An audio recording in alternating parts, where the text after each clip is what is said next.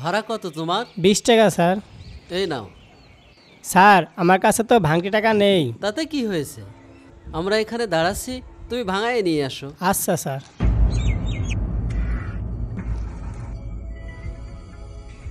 আব্বু, তুমি এটা কি করলে? কেন, কি হয়েছে? তুমি একে চেনো? একে যে 500 টাকার নোট দিলে, এ কি ফিরে আসবে আর? তুমি একটু ধৈর্য ধরে দেখো বিষয়টা আসলে কি হয়। ঠিক আছে।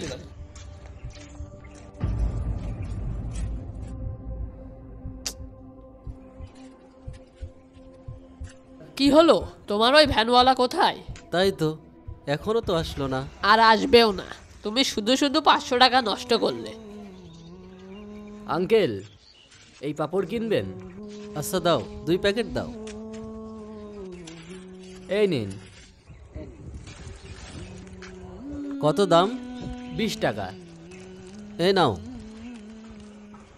কিন্তু আঙ্কেল, ভাঙটি নাই তো আমার কাছে। তাতে কি হয়েছে, আমরা এখানে আসি, তুমি ভাঙায় এনে আমাকে দাও। জি ঠিক আছে। একেও 500 টাকার নোট দিলে? ওই ওই দেখো, ওই দেখো দৌড় দিল, দেখো। আচ্ছা যাক, আরেকটু ধৈর্য ধরো, এর মধ্যে দুনিয়া ও আখিরাতের কি কল্যাণ রয়েছে একটু পরেই তুমি বুঝতে পারবা। তুমিই বোঝো যত সব।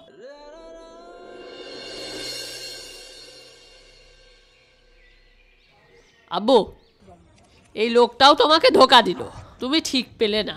আরে ও আমাকে ধোঁকা দেয়নি, ও নিজেই নিজেকে ধোঁকা দিয়েছে, একটু পরে বুঝবি বাবা।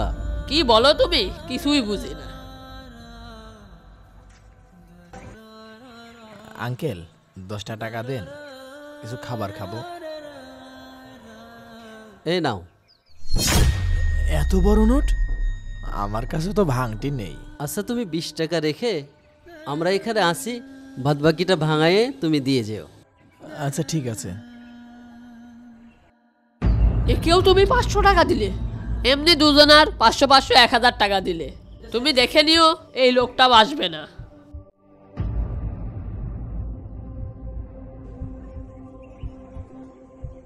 কই আসলো না তো, তোমার এই 500 টাকাও গেল।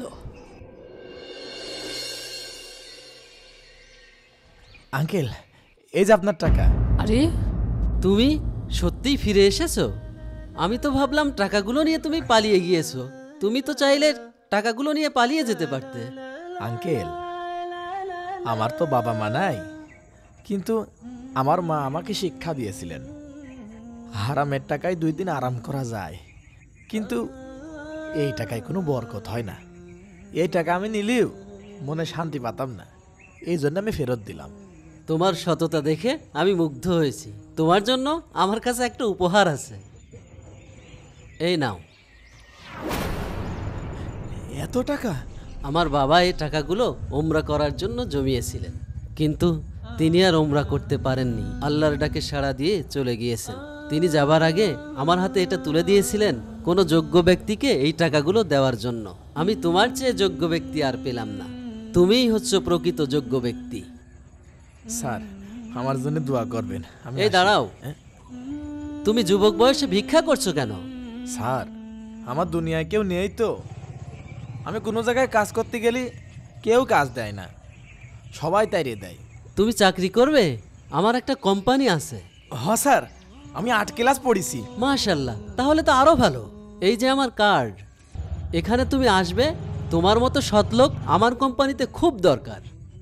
আমি তোমাকে একটা চাকরি দিব, তুমি এসো। জি স্যার। আসসালামু আলাইকুম। ওয়ালাইকুম আসসালাম।